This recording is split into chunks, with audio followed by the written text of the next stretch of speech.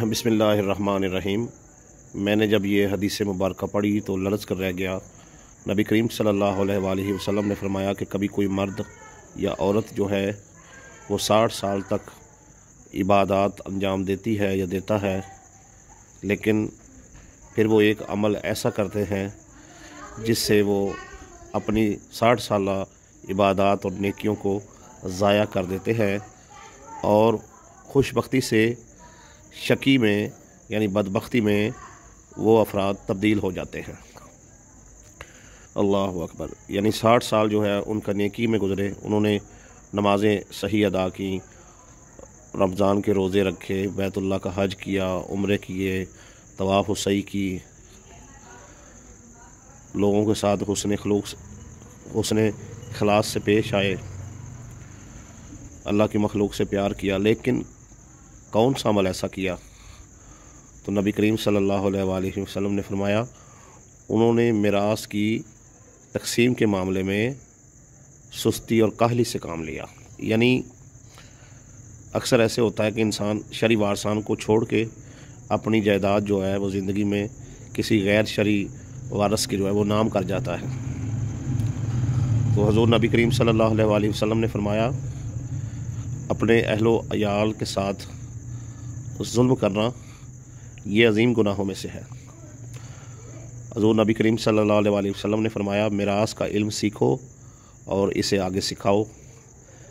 मैं देख रहा हूँ कि एक ज़माना ऐसा आने वाला है कि दो शख्स मिरास की तकसीम के मामले में झगड़ा करेंगे और कोई तीसरा शख्स जो है वो उनके दरमियान इंसाफ से मिरास का फ़ैसला करने वाला नहीं होगा, क्योंकि लोग मिरास के इल्म से दूर हो जाएंगे।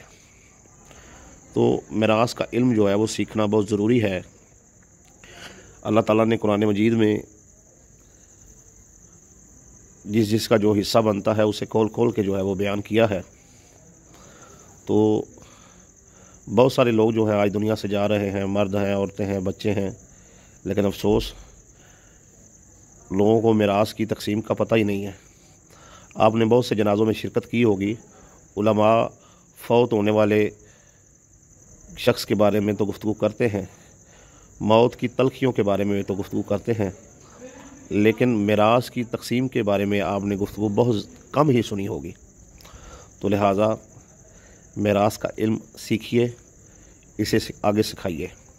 हुज़ूर नबी करीम सल्लल्लाहु अलैहि वसल्लम ने फरमाया जिसने मिरास का इल्म सीखा उसके लिए खैर है। तो ये बड़ा ज़रूरी है कि एक शख्स जो है वो ये जान ले कि अल्लाह तबारक व तआला ने उसे माल को किस तरीके से तकसीम करने का हुक्म दिया है। और ये भी ज़रूरी है कि एक इंसान जान ले कि फ़ौत जो शख्स हो गया है उसके वारसीन में जो है वो उसका माल किस तरीके से तकसीम होगा। देखिए, जो हिस्से अल्लाह ने मुकर्रर किए हैं उसमें आप कमी पेशी अपनी मर्ज़ी से नहीं कर सकते।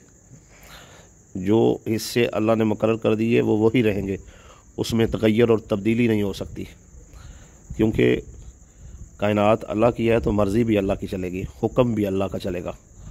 तो लिहाजा जिस तरीके से आप नमाज रोज़े के मामलात जो हैं वो उलमा से पूछते हैं, ऐसे ही मिरास के मामलात भी पूछा करें।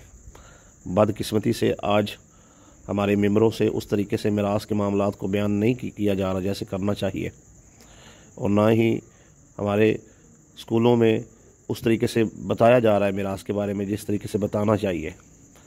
तो ये दूरी जो है वो हमारी आखिरत को तबाह कर देती है। एक इंसान जो है वो सारी ज़िंदगी अच्छे माल करता है, बुढ़ापे में एक बुराई ऐसी करता है जो उसकी सारी ज़िंदगी की नेकियां खा जाती है। मसलन एक बंदे के 4 बेटे हैं, एक बेटी है, फ़ौत होने से पहले वो सारी जायदाद जो है वो एक ही बेटे के नाम लगा गया। अब जैसे ही वो फ़ौत हुआ उसकी औलाद आपस में झगड़ रही है और ये झगड़ा अदालतों में कोई 20 साल तक चल रहा है। तो कितना बड़ा उसने मसला खड़ा किया। बेहतर था कि अगर वो अपनी ज़िंदगी में जायदाद देना चाह रहा था तो जिसका जो उसकी पोतीदगी के बाद मिरास में हक़ बनता था वो उतनी ज़मीन सारी औलाद में हिबा कर जाता। तो ये एक मिसाल है समझने के लिए, अक़ल वालों के लिए। मिरास का इल्म सीखिए और इसे सिखाइए आगे, ताकि लोग जो हैं वो جو اس علم سے دور ہو گئے ہیں وہ اس کے قریب ہو جائیں اور اسے سیکھ لیں۔ کہتے ہیں کہ کسی جگہ ایک بزرگ بیٹھے ہوئے تھے اور جو شخص جس کے وہ گھر بیٹھے تھے وہ بیمار تھا اور اس پر قضاء کا وقت آیا اور وہ وفات پا گیا، تو اس گھر میں چراغ جل رہا تھا۔ اس بندے نے چراغ بجھا دیا۔ کسی دوسرے شخص نے پوچھا کیوں بجھایا، تو وہ کہتا ہے کہ جب تک یہ میرا دوست زندہ تھا یہ اس کی ملکیت سے چراغ جل رہا تھا، تو اب یہ شخص وفات پا گیا ہے، اب یہ چراغ میں جو تیل ہے یہ اس کے یتیم بچوں کا ہے، تو میں نے بچوں سے اجازت نہیں لی جو میں اس کے گھر جو چراغ ہے اس کا تیل جو ہے وہ استعمال کروں۔ دیکھیں پہلے لوگ جو ہے وہ میراث کے معاملے میں اتنا زیادہ جو ہے وہ احتیاط کرتے تھے۔ لوگ ایک دوسرے کو وصیت کرتے تھے کہ میرے ذمہ فلاں کا قرض رہ گیا ہے، میرے ورثاء کو کہنا کہ اسے جو ہے لازمی ادا کر دینا۔